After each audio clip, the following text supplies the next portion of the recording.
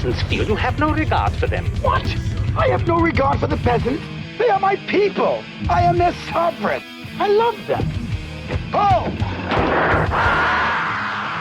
Radio Free Intimate episode 439. Yeah, baby, it's a death metal episode. It also started out as a the greatest band you've never heard of type episode. Kind of like that Septic Grave episode I did last November. But I got to thinking about it, and you know what? There's a pretty good chance that you have heard of this band. I mean, they started out in 1986, so I think they're the first death metal band from France, and their third album came out on fucking Vertigo. So we're changing the title to the greatest band that you haven't listened to. That band, of course, if you can read the title, being Massacra. And here's how I know you probably haven't listened to them. Prior to my deciding to make this episode and discussing it with a couple of the homies, I have only ever heard two people even mention this band. One of them being good old Martin Van Drunen. My personal favorite death metal vocalist of Asphyx, Pestilence, Hail of Bullets. Come on, you know Martin Van Drunen, right? He's like the best. And I heard him bring up Massacra in a pretty wacky interview wherein he was just absolutely shitting on Chuck Schuldiner. Because I guess Asphyx or somebody was supposed to play a gig with Death and like Chuck pulled out and screwed everything up and Martin was just like super pissed. Now all of you out there are probably expecting me to also shit on Death, am I right? Well, Wrong, sir.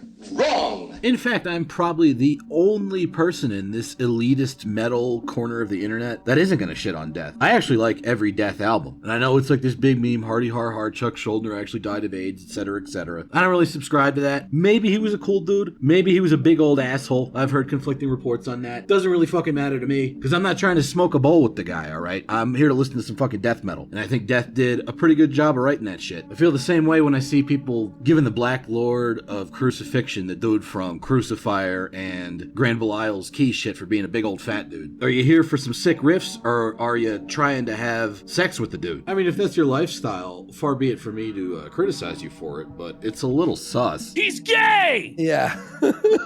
But Martin Van Drunen, when he was shitting on Death, he made an interesting argument. He said, the only Death I care about is Fred Death Duval, the vocalist and guitarist for the classic death metal band Massacra. Now, Martin Van Drunen's got some pretty good taste in the old school obscure shit. Like, he actually wrote the liner notes for my copy of Death Row's second album, Raging Steel. So him bringing up Massacra like that should be pricking your ears up. And then the only other person I've ever heard bring up Massacra, the one and only, you know him, you love him, Brett Stevens.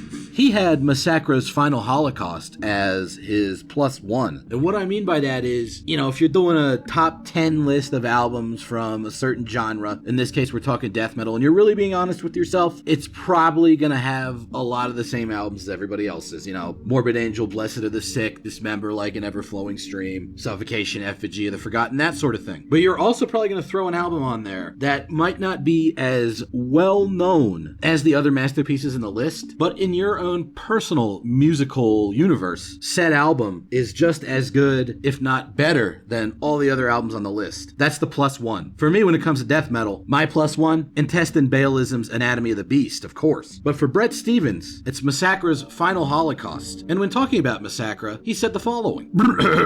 These albums will never age. Pure energy and spirit meeting the first conceptual glimpses of the new style of death metal. These songs use fast narrative metal in a post-Slayer, high-speed tremolo style to make neoclassically infused songs that are epic in their instant of impact and then timelessly diffuse.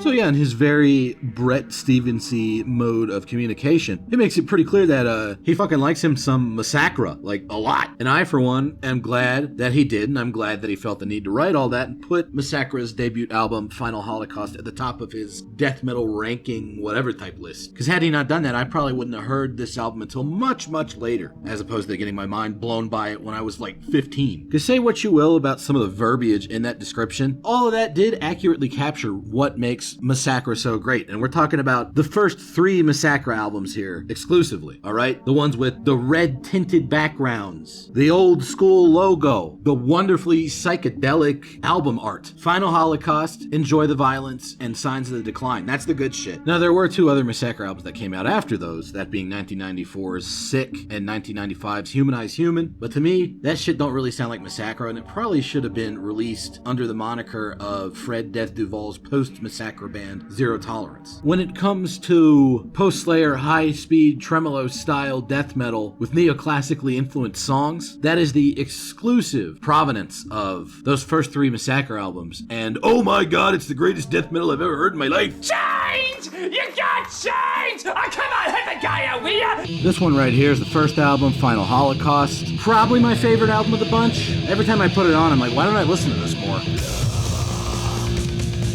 But then I get to thinking about it and I realize this is an album that takes a lot of discipline to listen to and to really understand. Not just because the production is raw, which yeah, it's pretty fucking raw, but because the riff density is so high here. Like the way all these different fragmented melodies connect to each other is just operating at such a complex level compared to pretty much all of their contemporaries and even compared to a lot of the more techie, brutal stuff today. A lot of that's a little bit easier to get a handle on than this stuff. Like every riff, including this one that you've heard up until now, has been some variation of that opening riff, but it's all just so fucking mangled.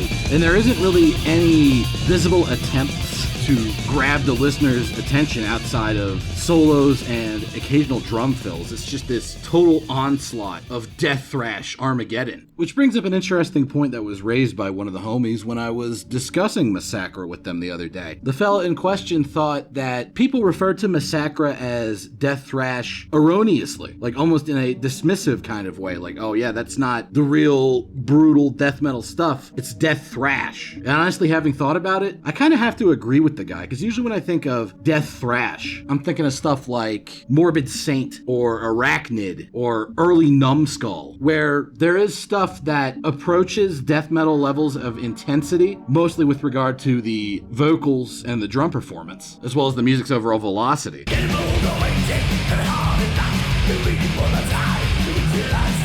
You know, that sort of thing. But the actual riffage underneath has a lot more in common with thrash or speed metal than it does with the barbaric chromaticism of a proper death metal band. And then on that same sort of album, you have a whole bunch of parts that sound like...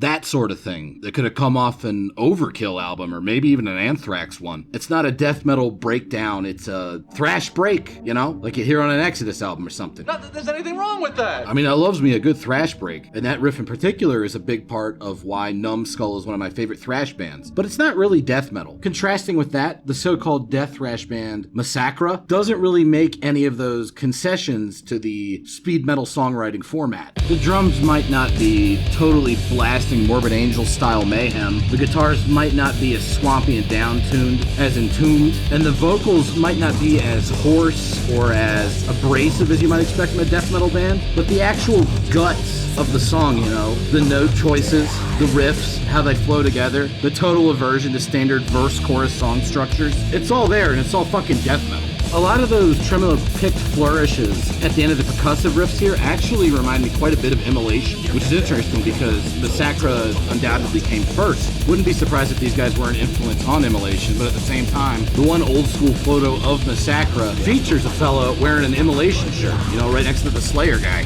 So maybe they were in communication via the tape trading network of the late 80s and early 90s. Would not surprise me. I mean, the cover of Final Holocaust looks like it could be taking place across the street from the cover of Dawn of Possession. The main sort of Slayery thing going on here, outside of the super dense percussive riffage, gotta be the solos, which are quite chaotic. But here we get to a Massacra break, and I think you'll agree, this is a world of difference from the very thrashy sort of thing Numbskull were doing. This one's got way more of a mechanistic feeling in the percussive hits, and then it's got those rushing, ascending chromatic notes at the tail end of the riff.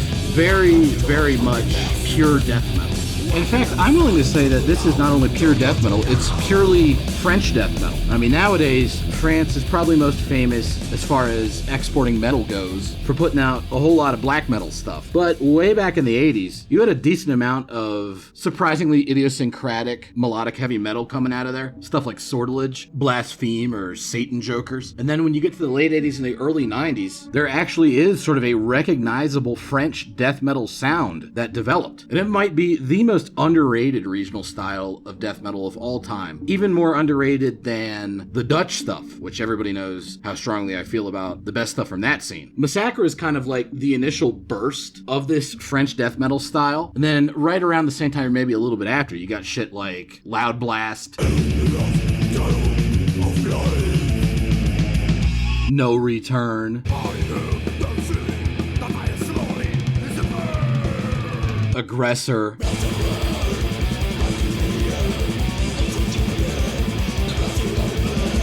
and Merciless.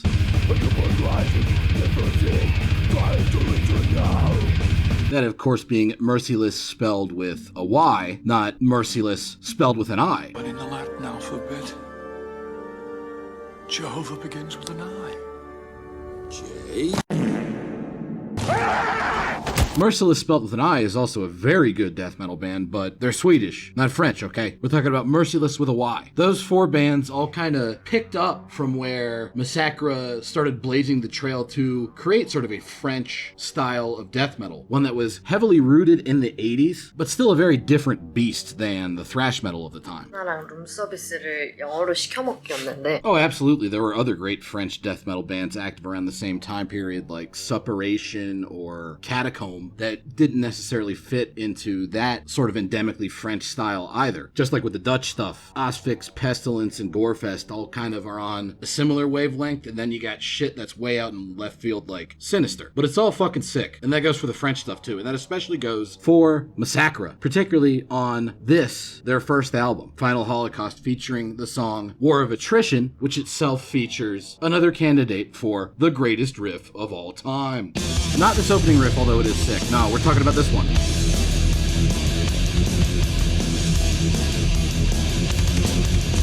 And I think it makes a pretty strong case for itself. And because it's Massacra, it's because this is Final Holocaust, the rest of the song ain't no slouch either. This one's pretty much all bangers for its entire 4-minute and 45-second runtime. And all the riffs kind of stem from that riff that I pointed out as being the best riff. Like this one right here. It uses pieces of that best riff of all time to build anticipation for when said riff reemerges, which should be happening right about here.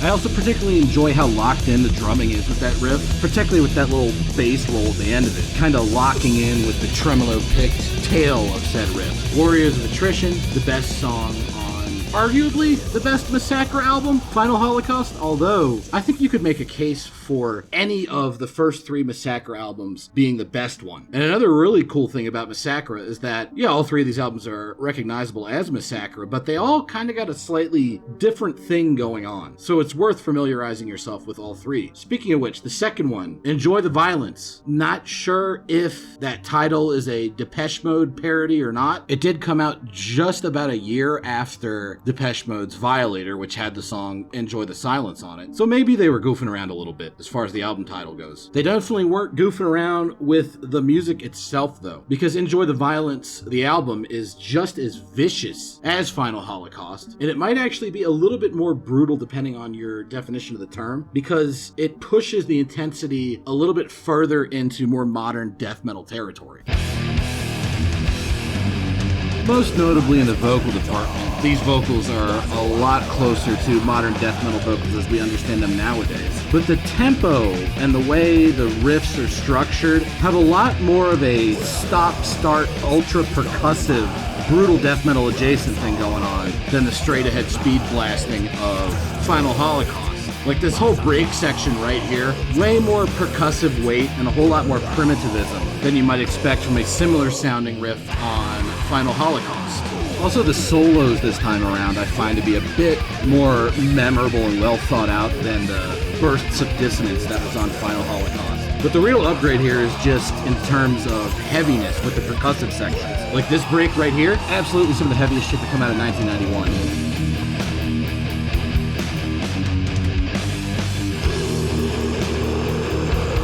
Plus that little vocal injection right there was absolutely perfect. If you liked Final Holocaust, you're probably gonna like this album. It's like Final Holocaust's more experimental younger sibling. By experimental, I mean they get A little cuckoo, a little wacky. with the songwriting choices and even the overall variance in different instrumental textures. Like, I don't think you would have heard clean guitar and slow parts like this on Final Holocaust. Coupled with these cycling arpeggios, it almost becomes Massacra's take on prog death. But at the same time, it's almost like they're mocking the idea of progressive death metal and then butchering it, because check this shit out. The first third of the song was all that proggy shit. Then the rest of the song is like the most brutal, high velocity shit these guys ever wrote. Like, it gets almost kind of grindcore-y, extremely lethal fucking stuff.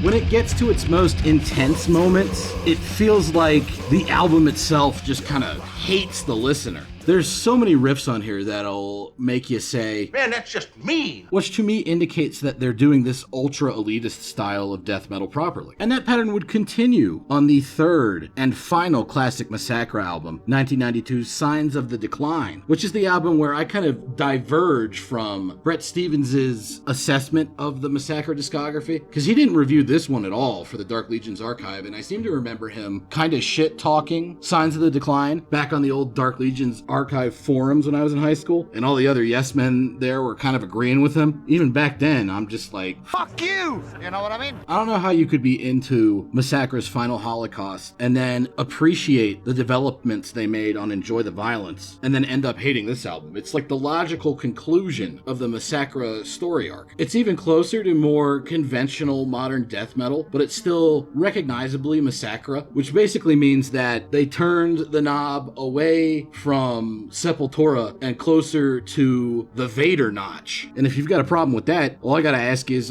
why do you hate the Polish so much? Kurwa, nie wierzę, bubr. Like, what are you, fucking racist or something? SMD motherfucking H, brother. It's 2026. I thought we were past this as a society. But yeah, as you can undoubtedly tell, there's way more modern, percussive, semi-brutal death metal change-ups going on here. The vocals are a lot more harsh and inhuman, but the riffs they're spitting out only could come from Massacra. It's all the least thrashy and most death metal-y parts of classic Slayer albums, extracted, then made considerably more intense, and turned into death metal proper. I mean, just check out this change-up right here.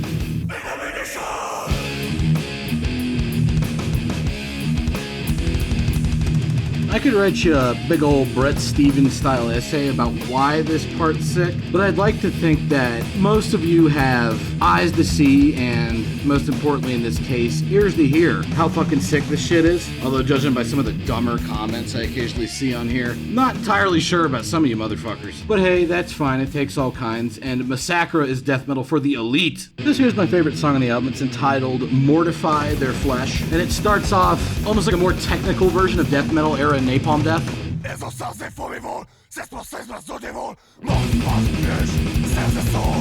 I also like how his French accent like really comes out there in that part, and yet manages to sound utterly brutal and savage. Like, it's just really fucking unique and strange. That was Pascal Jorgensen providing the vocals there. Him and Fred Death Duval had a habit of kind of switching off who did vocals for each track, and it created some interesting situations like that one. Speaking of interesting situations, as you're hearing right now, this album's got an interesting combination of even more prog parts than the last album had, combined with even more primitivism in the percussive parts. And it's got the best solos that they ever put out. Like right here, you got this more consonantly melodic wah pedal thing that degenerates into absolute Lovecraftian chaos. And then the trade-off solo follows up with a turn towards the morbid angel with these chiming, echoing notes, piping of the elder gods that keep Azathoth from waking up and destroying the universe type shit, which is what proper death metal should aspire to, of course. And I gotta think if more bands aspired to build off of the foundation that Massacra laid down back in the early 90s, the genre would probably be in a better place than it is today. So there you go, Massacra, the best band that you might have known the name of, but probably hadn't actually listened to that much yet. I mean, if you were familiar with them and you do listen to them pretty often and you do like them, feel free to let a brother know how much of a dumbass I am in the comments. I'd be interested to see just how many people are aware of how great Massacra was, because they feel criminally under-recognized to me. That's about all I gotta say about that. Appreciate you hanging out with me. Thanks for listening and watching whatever the fuck you did, and I'll see you again next week with some more good shit. Can we come up and have a look?